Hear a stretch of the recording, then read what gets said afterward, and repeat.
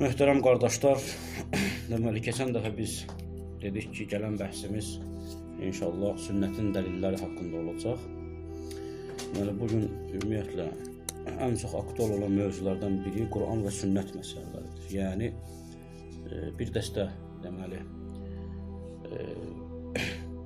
din əhli vardır ki, yəni onlar sünnətin dəlil olmasını rədd edirlər. Deyirlər ki, sünnət dəlil deyil. Yəni həsbuna kitabullah və kəfana kitabullah. Allahın kitabı bizə kifayətdir. Yəni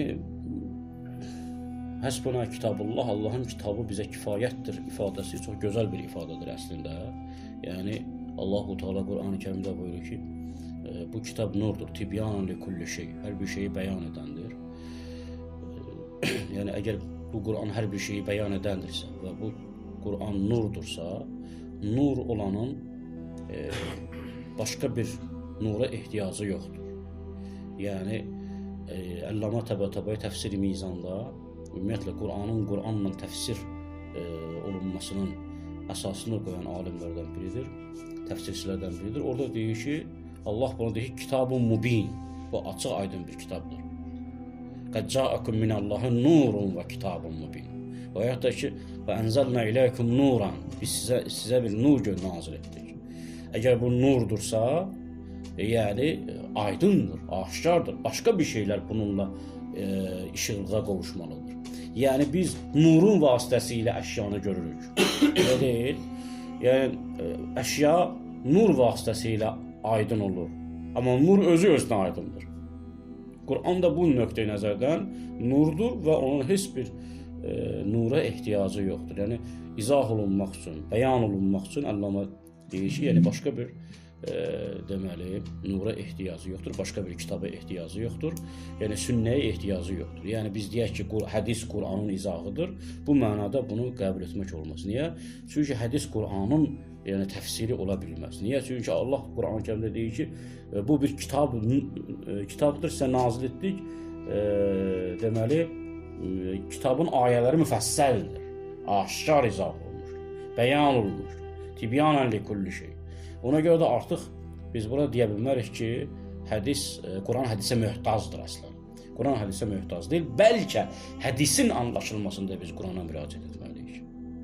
Niyə? Çünki hədisşünaslıq elmində deməli, hədisi tanıma metodlarından biri də bundan ibarətdir ki, biz hədisin doğru, yalan olmasının ölçüsünü necə bilməliyik? Necə eləyə bilərik ki, bilək bu hədis yalandır və ya doğrudur? Bu milaklardan və meyarlardan birincisi Qurandır. Yəni biz hədisi Qurana nisbət verəcəyik. Əgər həqiqətən Quran hədisi təsdiq edərsə, Qurana uyğun olarsa qəbul edəcəyik, Quranla ziddiyyət təşkil edərsə, nə edəcəyik? Rədd edəcəyik. Bəs bunu biz hardan əldə etmiş oluruq? Hətta Əhl-i Beyt imamlarından belə bir hədis vardır. Deyir ki, onu deyir ki, Qurana döndərin. Fərciuhu iləl Quran. Ravi İmam Sadiq əleyhissalamdan soruşur. Deyir ki, sizlərdən bizə bəzi rəvayətlər gəlib çatır ki, bunlar bir-birinə nədirlər? Ziddirlər. Biz bunların hansını götürəcəyik? Deyir ki, fərciuhu iləl Quran. Yəni Qurana onları döndərəcəksiniz, hansı Qurana uyğundursa, onu qəbul edəcəksiniz. Qurana uyğun deyilsə, onu eləyəcəksiniz. Fəzribuhu aləl kidar. Hətta deyir ki, onu divara vurun. Yəni Quran mərkəzdir. Quran məhvərdir. Hədis Quranın ətrafında hərəkət edir. Nəinki hədis məhvərdir və Quran hədisə tabidir. Hədis Qurana tabidir. Yəni bizə əgər Peyğəmbərdən və Əhl-i Beyt imamlarından hər hansı bir hədis yetişərsə, biz o hədisi qəbul etməkdə və yaxud rədd etməkdə Qurana möhtacıq. Yəni Quranla uyğunlaşdıracaq. Əgər hədisdəki mətləb, mövzu Qurandakı mətləb və mövzunun ziddidirsə, o zaman hansını qəbul edəcək? Hədisi və yaxud Quranı?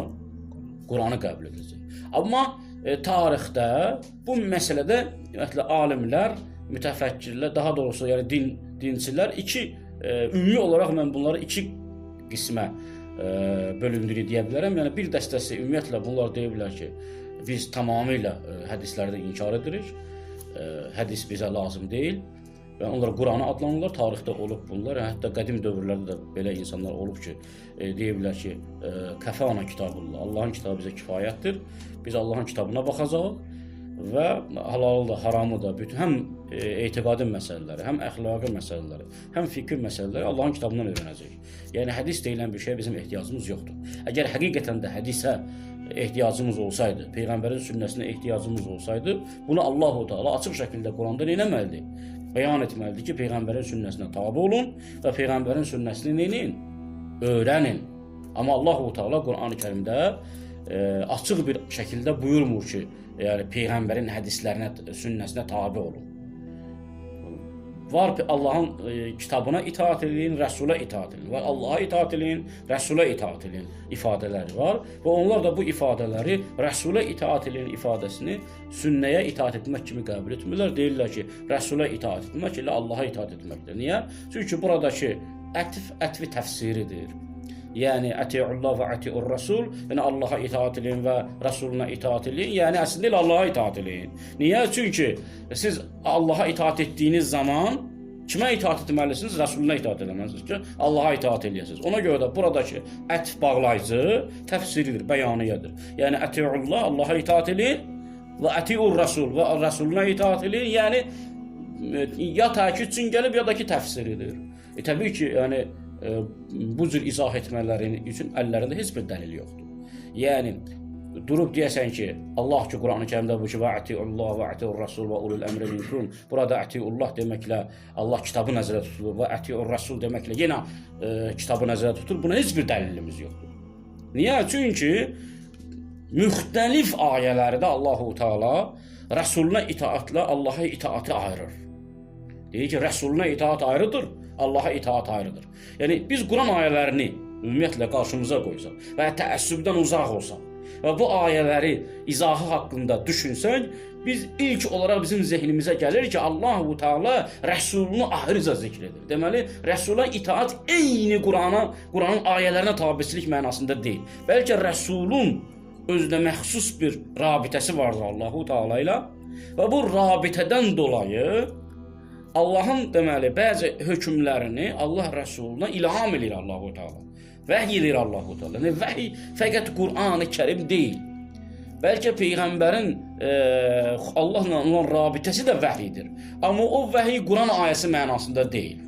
İndi mən ayələr gətirəcəm Qur'an-ı Kərimdən ki, orada açıq şəkildə peyğəmbərin Allahla rabitəsini isbat etmiş olur və Allahın peyğəmbəri öyrətməsini əslən. Bəzi şeyləri ona deməsini, yəni o ki Quranda yoxdur, bəzi şeyləri peyğəmbərə xəbər verməsini açıq şəkildə bəyan edir. Deməli, əgər Allah Rəsulunun Allahla olan rabitəsi həm yəni gördüyümüz vəhy kimidirsə, həm də ondan başqa da bir rabitə mövcuddursa, deməli Allah Rəsulü ilə Allah arasında xüsusi bir xəbərləşmə vardır və bu xüsusi xəbərləşmə nəticəsində Allah Rəsulü özünə aid olan və ümmətə aid olan əhkamın tamamını öncədən əldə etmiş olur.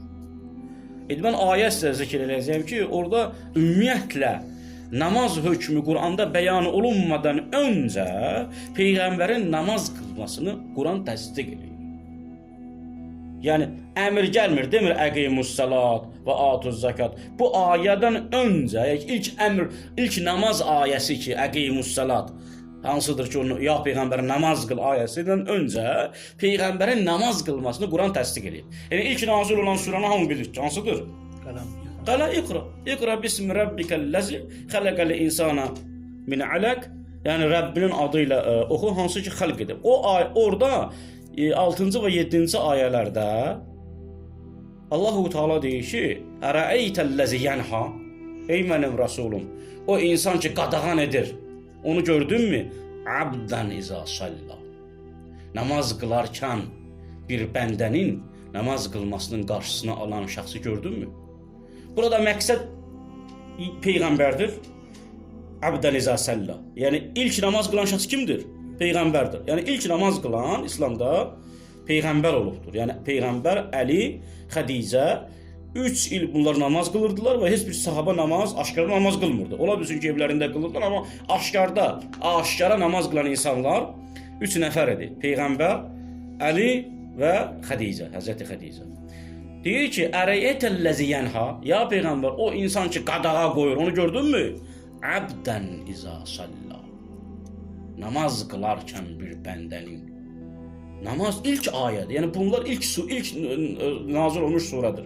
Və rəvayətlərdə də var ki, ilk deməli sura nazil olandan sonra peyğəmbər ki, peyğəmbərliyə məbus oldu, Həzrəti Cəbrail nazil oldu, Allah Rəsuluna Qur'andan qeyri təlimlər gətirdi.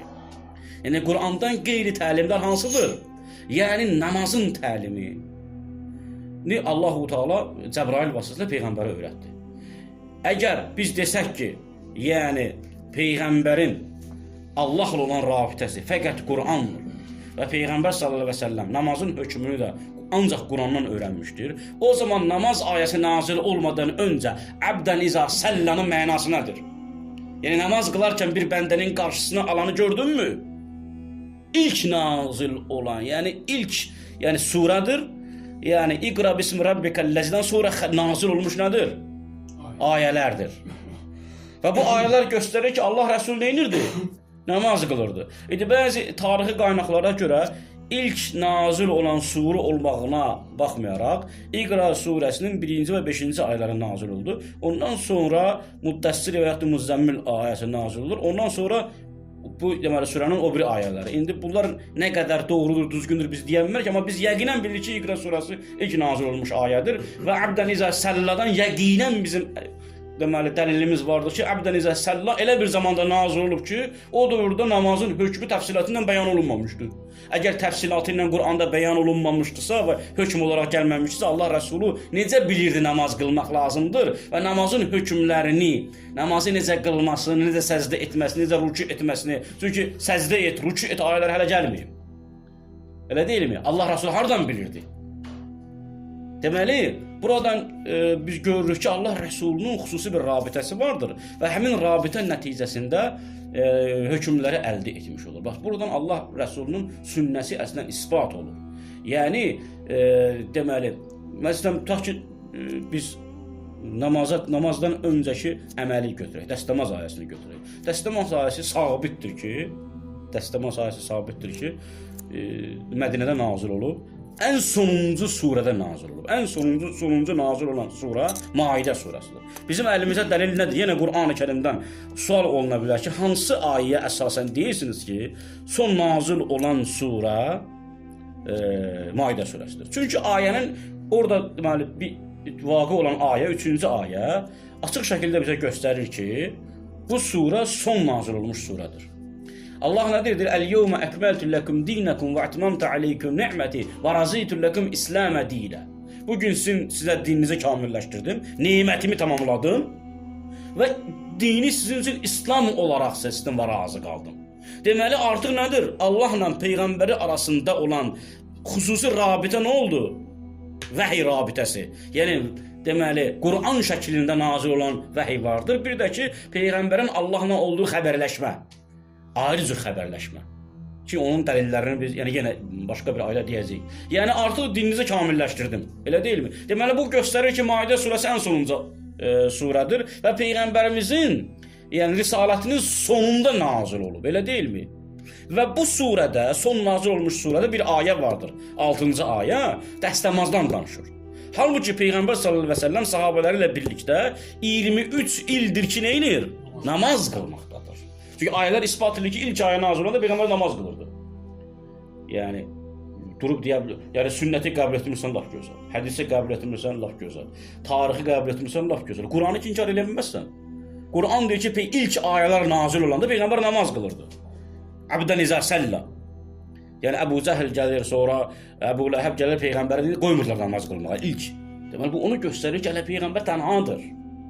Niyə? Çünki Peyğəmbərin dostları çoxalandan sonra Məkkədə açıq şəkildə Peyğəmbərin namazının qarşısını ala bilmirdilər. Bu onu göstərir ki, bu ayə onu göstərir. Əbdən izə səllə, bunlar qadın. Bu ilk yəni dövrlərdir. Artıq Peyğəmbərin hələ 3 və 4 nəfər tərəfdarı vardır. Və ondan artıq deyil. Amma Peyğəmbər nə edir? Namaz qılır və ona itaat edən insanlar da sayından asılı olmayaraq Peyğəmbərlə birlikdə namaz qılırlar. Deməli, bu ayədən əldə olunur ki, yəni açıq şəkildə Peyğəmbər sallallahu əleyhi və səlləm Qur'anda namazın hökmləri müxtəlif surələrdə bəyan olunmamışdan öncə namaz qılırdı. Və Maidə surəsinin də isbat edilir ki, bu surə Peyğəmbərin son dönəmində nazil olub, axırıncı surədir və axırıncı ayələr, yəni bu surədədir. Yəni Əl-yevmə əkməltu ləkum dinakum ayəsi son gələn ayələrdən biridir. Bəli, Qədir-xumla bağlıdır. İndi bu ayə onu isbat edir ki, Maidə surəsi sonuncu surədir. Nə cür olur da 23 ildir Peyğəmbər namaz qılır. Amma Qur'an-ı Kərimdə dəstəmaz ayəsi mövcud deyil. 23 ildən sonra dəstəmaz ayəsi nə olur?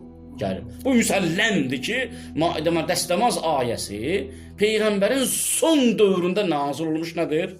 Ayədir. Allah deyir ki, فَإِذَا قُمْتُمْ إِلَى الصَّلَاةِ فَاغْسِلُوا وُجُوهَكُمْ وَأَيْدِيَكُمْ إِلَى الْمَرَافِقِ وَامْسَحُوا بِرُءُوسِكُمْ وَأَرْجُلَكُمْ إِلَى الْكَعْبَيْنِ. Bu dəstəmaz ayəsidir. Yəni siz namaza durduğunuz zaman ey möminlər, əllərinizi dirsəklərinizə qədər, üzünüzü yuyun və ayaqlarınıza və başınıza nə edin? Məs edin. Məs çəkin. Bu deməli açıq şəkildə dəstəmaz ayəsi elə ayələrdəndir ki, dəstəmazın bütün deməli hökmləri təfərrüatına qədər incəliyi ilə verilib. Başa məs etmək, ayaqlara məs etmək, üzün yuyulması, qolların dirsəklərə qədər yuyulmasına qədər ümumi olaraq bəyan olunur. Onda belə çıxır ki, Peyğəmbər sallallahu əleyhi və səlləm bu ayə nazil olana qədər namaz qılırdı, isbat olunur. Necə namaz qılırdı? Dəstəmazsız namaz qılırdı. Təbii ki, dəstəmazsız namaz qılmırdı. Təharatlı namaz qılırdı. Durub deyə bilər ki, bəli, Peyğəmbər o vaxta qədər dəstəmazsız qılırdı. Dəstəmaz ayəsi nazil olunandan sonra neynədir? Peyğəmbər dəstəmazla namaz qılmağa başladı. Yəni, əgər başqa bir ayə olmasaydı Qur'an-ı Kərimdə, bəlkə də bu iddianı edərdilər. Deyərdilər ki, bəli, Peyğəmbər sallallahu əleyhi və səlləm 23 il dəstəmazsız namaz qıldı. Mümkündürsə Allahu Teala, yəni ilk öncə namazı Peyğəmbərdən istədi, dəstəmazı istəmədi, təharatı istəmədi. Sonradan bu hökmü göndərdi. Necə ki, hökmlər tədricən nazil olub. Yəni, namaz qıldığı illərdə, Məkkə dönəmində nə vacib deyildi? Oruz vacib deyildi, siyam vacib deyildi, elə deyilmi? Oruz hicrətin 5-ci ilində nə oldu? Vacib oldu. Və yaxud da ki, tutaq ki, hicab ayəsi nazil olan vaxtlar Mədinə dönəmində nazil olub. Məkkə dönəmində hicab vacib deyildi. Və mümkündür ki, bir ibadət yerinə yetirilərkən onun müqəddiməsi vacib olmasın. Məsələn, namaz vacib olsun, amma namazdan öncə dəstəmaz vacib olmasın. Allah-u Teala haçan istədi, onu da vacib etdi. Bəli, mümkündür bu iddianı eləsinlər və əgər sünnəni biri rədd edilirsə, qəbul etmirsə, bu ayəyə əsasən desin ki, ümumiyyətlə dəstəmazla namaz qılmaq bir müddətdən sonra, yəni Peyğəmbər Mədinəyə hicrət edəndən sonra, orada da 5-6 il namaz qılandan sonra dəstəmaz ayəsi vacib oldu. Amma başqa bir ayədə Allah nə deyir? Deyir ki, Ya əyyuhəl-ləzinə amenu la taqrabu iləs-salat və antum sukara. Ey möminlər, sərxoş halda namaza yaxınlaşmayın. Niyə görə? Hətta ta'lamu ma taqulun. Ta ki nə dediyinizi biləsiniz. Və bu ayəni deməli baxsanız Nisa surəsinin 43-cü ayəsidir, səhv etmirəmsə. Həmin ayədə Allahu Teala deyir ki, ya eyyuhəl-ləzinə amenu, ey iman gətirənlər, la taqrabus-salat, namaza yaxınlaşmayın, yəni namaz qılmayın. Və antum sukara, sərxoş vəziyyətdə, içkili vəziyyətdə namaza yaxınlaşmayın. Niyə görə? Hətta ta'lamu ma taqulun. Niyə? Çünki namaz sizlə Allahla rabitədir, elə deyil. Sən əgər sərxoş vəziyyətdəsənsə, namaza durursansa, nə deyildiğini anlamayacaqsan. Yəni namazda sən nə dediyini anlamaq üçün Allah qarşısında durursan. Ki sən nə edirsən daha ən azından? Nə edirsən? Allahın qarşısında ibadət edirsən. Deməli, şərabın hökmü tədricən qadağan olunduğu üçün bir qövlə görə, yəni nəzərlərdən biri də budur, mütləq nəzər deyil. Bəzi nəzərlərə görə, ümumiyyətlə bu tədrici deyil, bu da tam başqa məna ifadə edir. Hətta bu məna antum sukara, şərab içməyə aid deyil. Ümumiyyətlə bütün sərxoşluqdan söhbət gedir burada. Yəni insan tutaq ki, yuxulu vəziyyətdəmi, məst olan vəziyyətdəmi, müxtəlif hallara insan düşə bilər, özündən gedə bilər. O dövrlər, o halda durub Allahın qarşısında durmasın. Müxtəlif, yəni izahatlar veriblər, əqlə uyğun olmayan izahatlar veriblər. Amma ayənin zahirindən bu çıxır ki, burada içkidən söhbət gedir ki, bunlar içirdilər və o qədər içirdilər ki, hətta namaz əsnasında nə dediklərini unudurdular. Bilmirdilər nə deyirlər. Dayanırlarsa namaz. Namaz qıldı, namazın ortasında dayanırdı. Huşu gedirdi, bilmirdi nə deyir. Çünki şərabı o qədər istifadə etmişdilər ki, beyinlərə təsir edirdi. Ona görə də Allah-u Teala deyir ki, şərabı nə edəcəksiniz? Ən azından namaz vaxtı tərk edəcəksiniz. Yəni namaza durduğunuz zaman içkili vəziyyətdə durmayacaqsınız. Sonra ondan sonra nə deyir? Deyir bir də ki siz deyir cənabətli halda deyir namaza durmayacaqsınız. İlla abirəs səbil. Yalnız yolcu insan, yəni səfərdə olan insan istisnadır. Çünki yol gedirkən su tapa bilmirsən, elə deyilmi? Və yaxud sonra Allah-u Teala bir-bir onları izah edir. 43-cü ayəyə baxarsınız. Orada deyir ki, əgər sizlərdən bir nəfər, tutaq ki, qadınla təmasda olarsa və yaxud da ki, ayaqları işlərini yerinə yetirirlərsə və ondan sonra deyir ki, su tapmazsa fətəyəmməm sa'idə. Neynəsin? Təyəmmüm etsin. Deməli, su taparsa nə eləsin? Ayə bununla məskuddur. Yəni, sən tutaq ki, ayaqlı işləri yerinə yetirirsən, bəzi deməli işlər eləyirsən ki, o sənin deməli dəstəmazı aradan aparır. O zaman dəstəmaz almalısan. Əgər su yoxdursa, nə etməlisən? Təyəmmüm etməlisən. Allah nədir? Fətəyəmməmu. İndi məqsədim ondan ibarətdir ki, deməli, dəstəmazın hökmü var idi, amma ayə mövcud deyil. Dəstəmazın hökmü mövcuddur. Amma ayə mövcud deyir. Bunun dəlili nədir? Çünki Nisa surəsi Maidə surəsindən öncə nazil olub. Və burada Allah-u Teala deyir ki, su tapmasanız nə eləyin?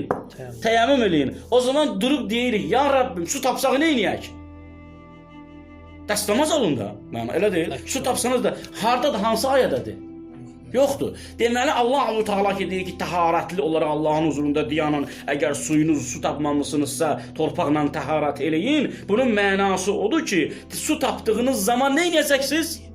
Dəstəmaz alacaqsınız. Amma Quran-ı Kərimdə ayə nədir? Mövcud deyildir. Deməli bu onu göstərir ki, dəstəmazın hökmü peyğəmbərə məlum idi. Abdən izə səlla, o ki Əbu Cəhil gəlir qoymura namaz qılmağa. O namaz qıldığı zaman nə dəstəmaz ayəsi vardır, nə namaz ayəsi var. Amma peyğəmbər namaz qıldı. Deməli peyğəmbər namaz qılarkən dəstəmazın hökmünü də hamısını bilirdi. Cəbrail buna öyrətmişdi. Allah buna Cəbrail vasitəsilə öyrətmişdi. Bu ayələr də yavaş-yavaş ümumiyyətlə hökmü ayələrin əksəriyyəti qardaşlar. Hökmü ayələrin əksəriyyəti hökmün ibtidai bəyanı deyil.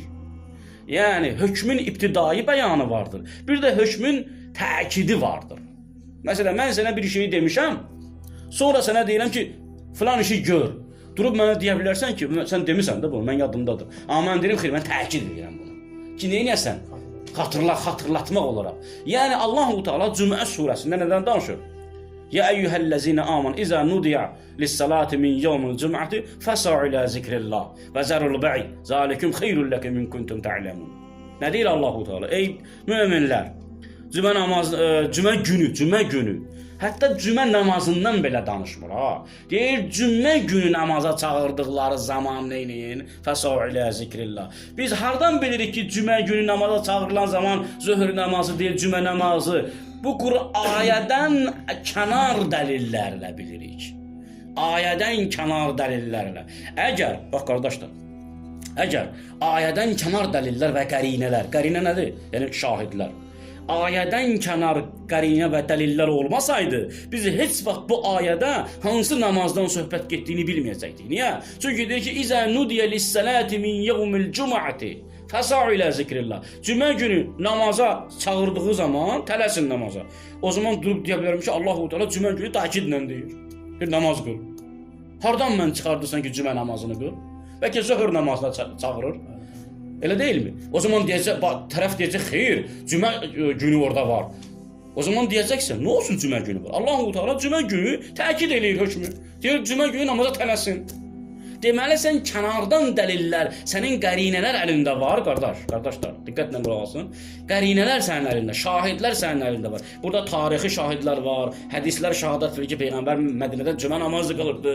Və bu şahidlər bizim əlimizdə olduğu üçün ayə bu cür aydın bizə dərk olunur. İndi bu ayəni təzə İslam gətirmiş, müsəlman olmuş, fəqət namazın hökmlərini bilən, namazdan xəbəri olan bir insanın qarşısına qoy və deyilən ki, bu ayəni oxu və bu ayəni əsasında sən dur bu ayədən anladığın namazın nə olduğunu neynə? Bizə izah et.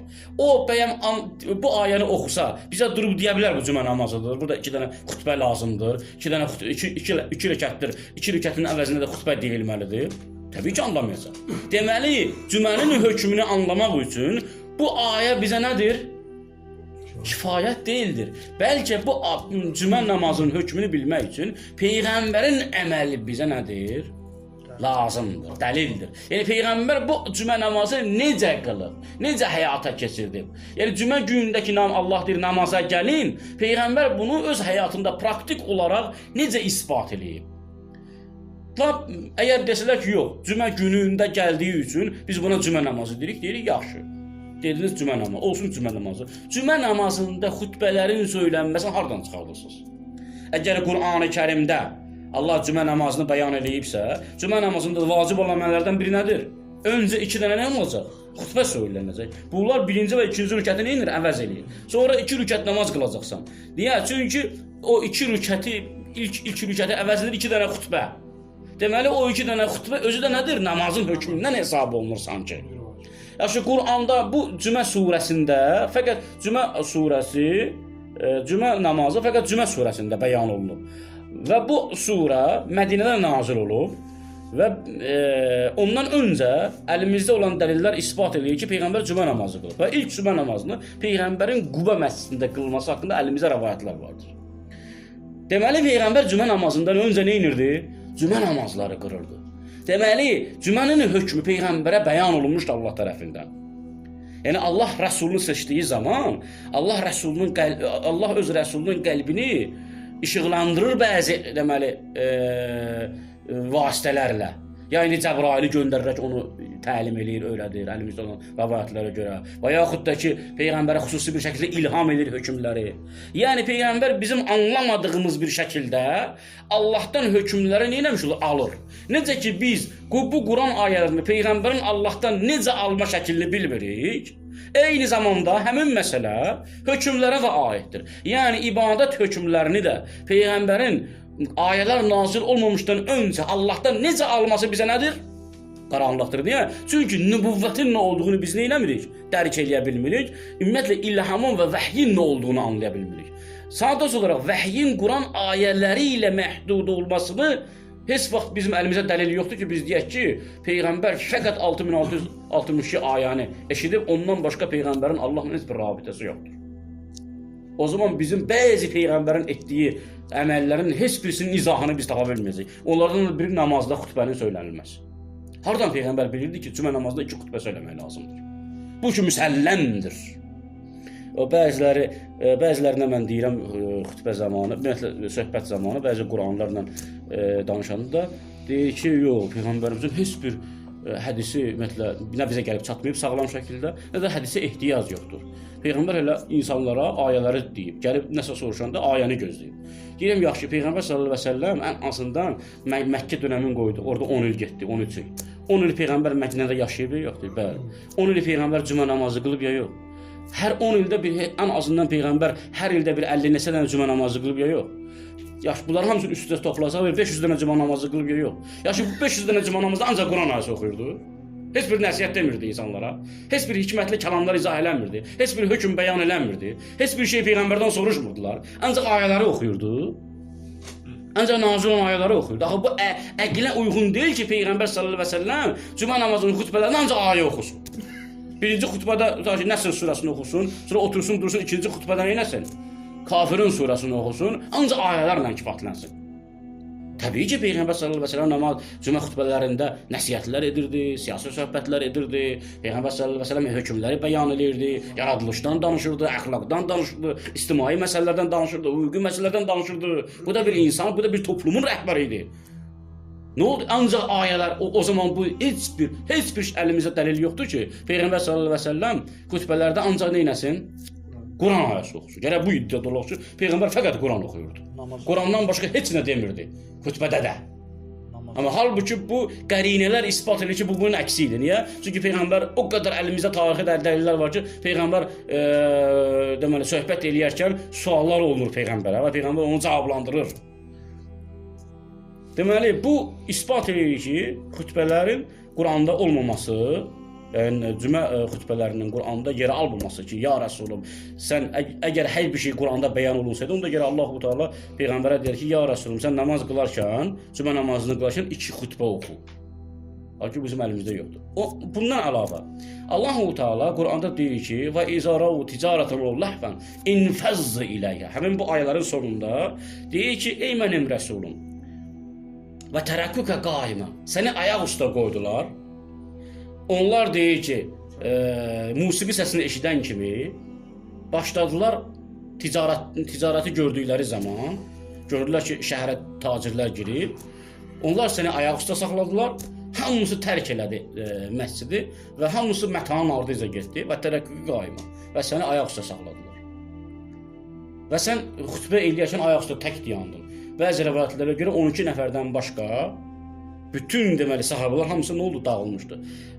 Peyğəmbər xutbə söyləyərkən, tarixi dəlillər bunu göstərir ki, Peyğəmbər xutbə söyləyərkən Dəhiyyətül Kəlbi adlı bir cavan var idi, o tacir idi.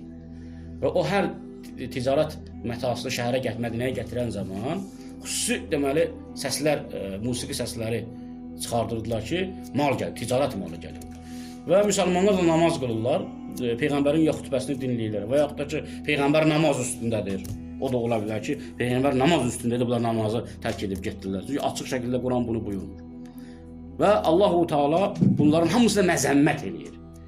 Deyir ki, onlar səni tək qoyub getdilər. Bu özü bir hadisədən nə edir? Xəbər verir. İndi olan hadisədən danışmır ha. Deyir və tərəkuka qaima. Yəni ayələr indi Cümən surəsinin ayələri indi nazil olub. Ayə hadisənin eyni nazil olduğu zaman gələ bilməz. Niyə? Çünki hadisə baş verməlidir, sonra ayə nazil olmadı, elə deyil. Ayənin nazil olduğu anla hadisənin üst-üstə düşməsi qeyri-mümkündür. Hər hansı bir hadisə olmalıdır ki, sonra Allah-u Teala bir ayə göndərsin. Elə deyilmi? Məsələn, Ühud döyüşündə müsəlmanlar qaçmasaydı, Allah ayə göndərəcəkdi. Onlar qaçdılar, dağılışdılar, sonra Allah ayə göndərdi ki, yəni siz niyə Peyğəmbəri tərk edib getdiniz? Burada da eynən belədir. Ayənin nazil olma zamanında onların Peyğəmbəri tərk etməsi qeyri-mümkündür. Niyə? Çünki onda belə olacaq ki, bu Peyğəmbər sallallahu əleyhi və səlləm, yəni əvvəlcə deməli hadisə baş verir, sonra ayə nazil olur, amma həmin ayə hadisədən öncə nəql olunur. Bu ona bənzəyir ki, bir şey həm var, həm də yoxdur. Deməli, bu ayə hansı bir hadisədən xəbər verir? Deməli, Cümə surəsi nazil olarkən Peyğəmbər dəfələrlə cümə namazı qılmışdı və Allah-u Teala burada da keçmiş cümə namazında baş verən hadisəni neyini xatırladır. Deməli, bu ayə təkid üçün gəlib ki, bir daha bu şeyləri neyləməyin? Təkrar etməyin, ey müsəlmanlar. Bu ayə nəyə görədir? Siz əvvəllər belə şeylər etmişdiniz. Bu ayəni Allah ona görə göndərir ki, ticarətdən daha çox Allahın zikri sizin üçün nədir? Önəmlidir. Ticarətdən daha çox Allahın ibadəti önəmlidir. Nəinki bu ayələr nazil olan anda bu hadisə baş verdi. Bu qeyri-mümkündür. İndi o zaman sual meydana çıxır. Deməli, bu ayədən isbat olundu ki, Cümə surəsində isbat olundu ki, Peyğəmbər öncə namazı qılırdı və bu hadisələrdən birində də bu hadisə baş vermişdi. Tacirlər gəlmişdilər və müsəlmanların Peyğəmbəri tərk edib qaçmışdılar. İndi o zaman belə bir sual meydana çıxır. Əgər biz sünnəni mənbə olaraq qəbul etmədiyimiz zaman belə bir sual meydana çıxır. O zaman gerək Quranda başqa yerdə cümə namazının hökmləri olsun və biz bilək ki, onlar müsəlmanlar neyindilər? Namaz qılırdılar. Bu ayədən başqa heç bir ayə əlimizdə yoxdur ki, bizə isbat etsin ki, nədir? Cümə namazının hökmünü bizə bəyan etsin. Deməli, Peyğəmbər sallallahu əleyhi və səlləm cümə namazının hökmünü xüsusi bir şəkildə Allahdan eləmişdi, almışdı və dəfələrlə cümə namazı qılırdı və bu namazların birində də bu ayə nazil oldu, təkid üçün. Yəni, hökmlərin əksəriyyəti ibtidai bəyan deyil, bəlkə nədir? Təkid üçün gəlmişdir. Məsələn, Qur'an-ı Kərimdə başqa bir ayəni mən sizin diqqətinizə çatdırım. Allah-u Teala deməli, Nisa surəsində, daha doğrusu Bəqərə surəsində deyir ki, və uhilləlləkum leylətəs-siyam ər-rafasu ilə nisaikum.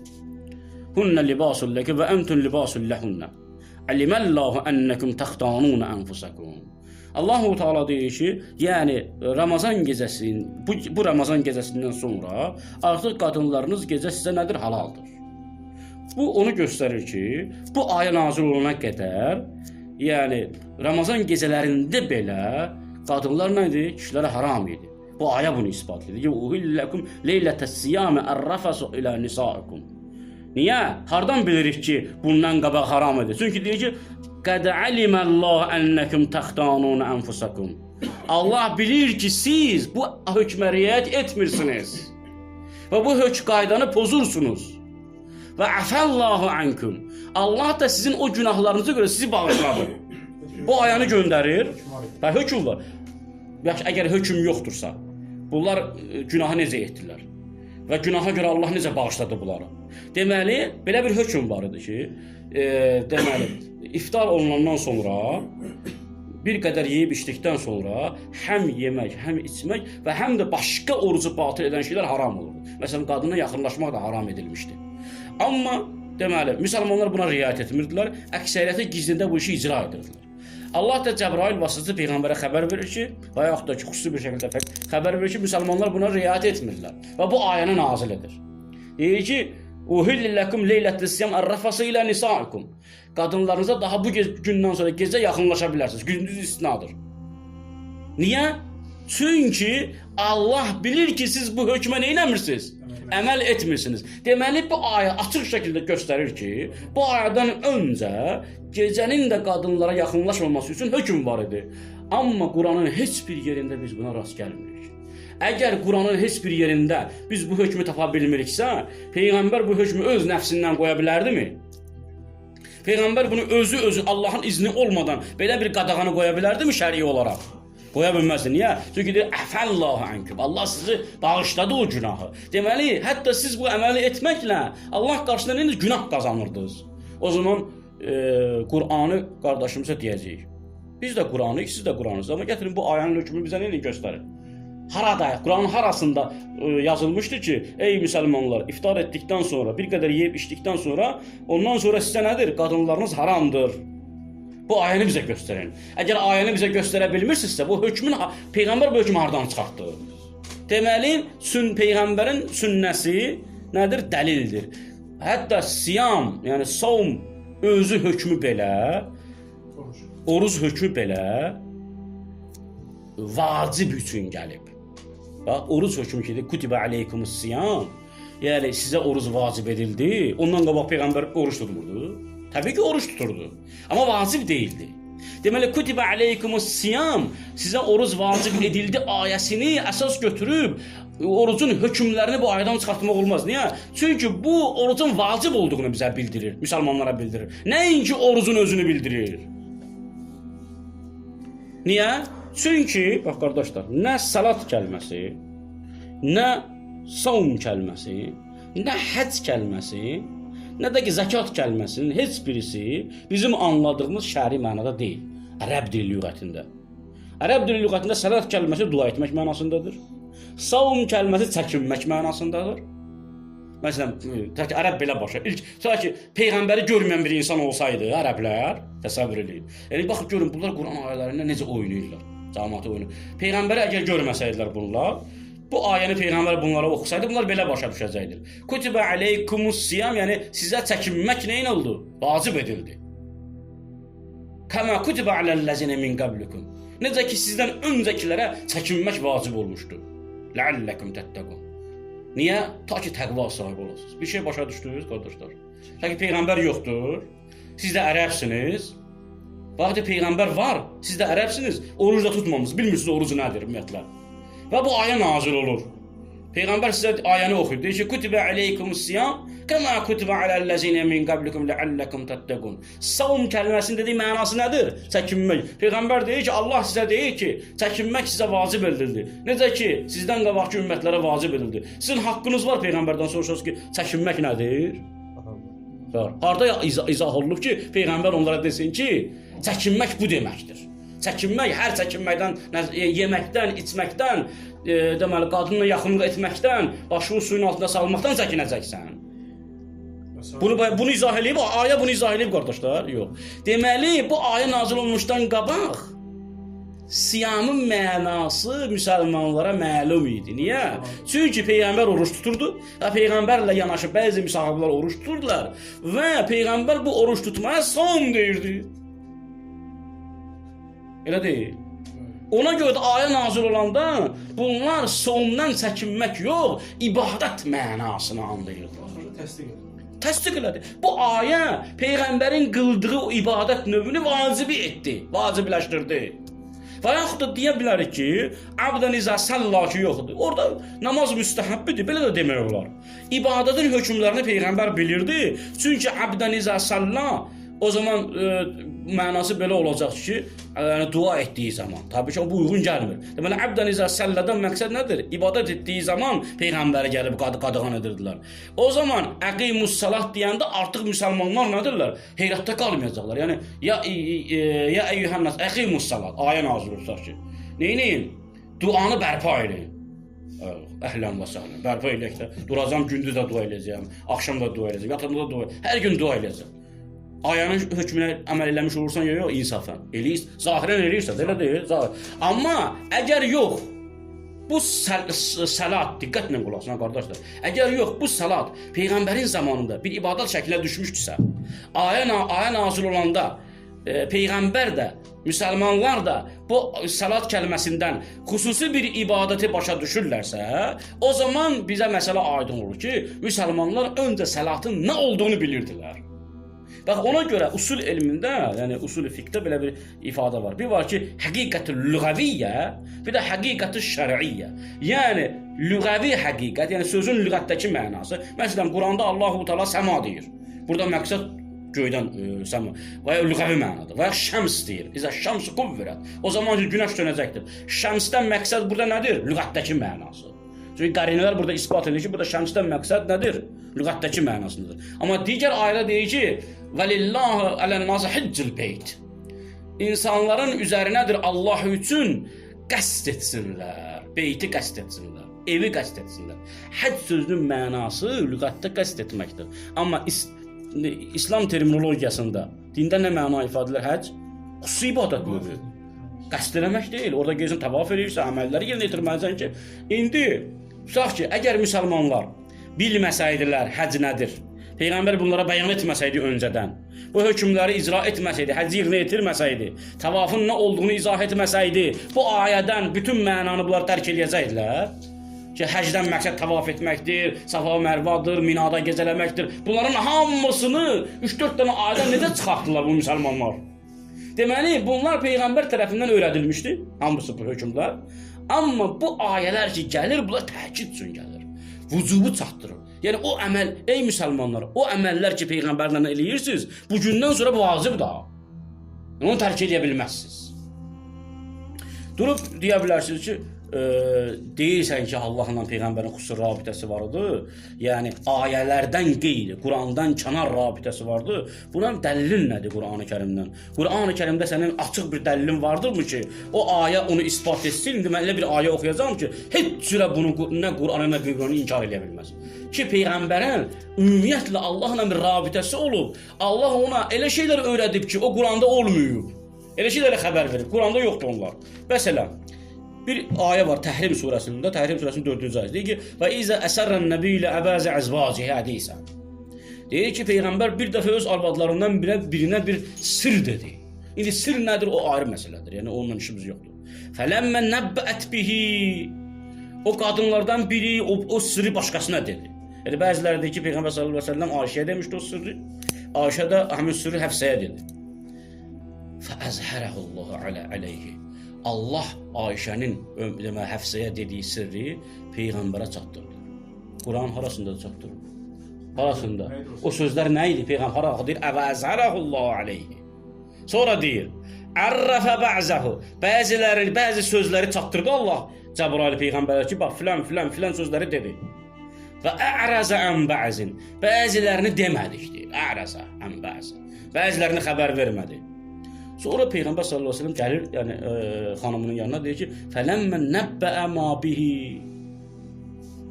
O Ayşənin Həfsəyə dediyi sözləri Peyğəmbər bir-bir gəlir deyir ki, "Bax sən mən sənə sir demişdim, bunların hamısını filan sözləri demisən. Niyə demisən?" Peyğəmbərə xanım heyrət edir, Ayşə heyrət edir ki, "Heç kim yoxdur, biz ikimizdik. Bunu Peyğəmbər necə bilə bilər?" Deyir, "Qalət mən ənbəəkə haza." Bunu sənə kim xəbər verdi? Qalə nəbbə'ni alimul xəbir. Mənə bunu əlim və xəbir olan Allah xəbər verdi. Bu aşkardır qardaş, aşkar. Burada bir gizlin bir şey var mı? Yox. Aşkardır ki, bu sözləri sənin deməli Həfsəyə dediyin kəlmələrin hamısını Allah mənə çatdırdı. İndi Peyğəmbər deyir ki, Allah mənə çatdırdı, elə deyil. Bizim haqqımız var da araşdıraq Quranı görək ki, harda çatdırıb Cəbrail ki, gəlib Hasan deyib ki, Cəbrail ki, Allah Rəsuluna ki, ey Rəsulum, sənin dediyin sirləri, filan sözləri filan xanıma dedi. Bu gərək Quranda yer alsın, elə deyilmi? Amma biz Quranı əvvəldən axıra qədər araşdırdığımız zaman Ayşənin Həfsəyə dediyi sözlərin heç birisinə rast gəlmirik. Yaxşı, Peyğəmbərin əgər Allahla olan rabitəsi fəqət vəhidirsə, fəqət Qurandırsa, o zaman Ayşənin Həfsəyə dediyi sözləri Allah Peyğəmbərə necə çatdırdı? O zaman gərək deyək ki, bunlar ayə idi, Qurandan düşür. O zaman gərək deyək ki, Quran naqisdir. Elə deyil. Ya deməli ki, Quran naqisdir, ya da deməli ki, xeyr. Peyğəmbərin Allahla olan rabitəsi fəqət Quran deyildir. Bəlkə nədir? Qurandan qeyri xəbərləşmə vasitəsi vardır. İlham da deyə bilərik buna. Cəbrailin Peyğəmbərə bəyan etməsi deyə bilərik buna. Allahın Peyğəmbərin qəlbinə atması deyə bilərik buna. Yəni, Peyğəmbərin Allahla olan rabitəsini fəqət Quran ayələri çərçivəsində məhdudlaşdırmaq, Peyğəmbərin şəxsiyyətini nə eləməkdir? Qısaltmaqdır. Peyğəmbərin ümumiyyətlə Allahla olan rabitəsini eləməkdir? Qısaltmaqdır. Niyə? Çünki 6666 ayədən başqa əgər Peyğəmbərin Allahla heç bir rabitəsi yoxdursa, o zaman Peyğəmbər ümumiyyətlə fəqət nədir? Naqildir. Fəqət naqildir. Yəni, Peyğəmbərə xəbər gəlir, fəqət çatdırır. Daha başqa Peyğəmbərin heç bir rolu yoxdur. Amma biz görürük ki, nə deyir? Deyir ki, fəəzhərəhullahu aleyhi. Allah o sırrı Peyğəmbərə necə aşkar etdi? Necə aşkar etdi?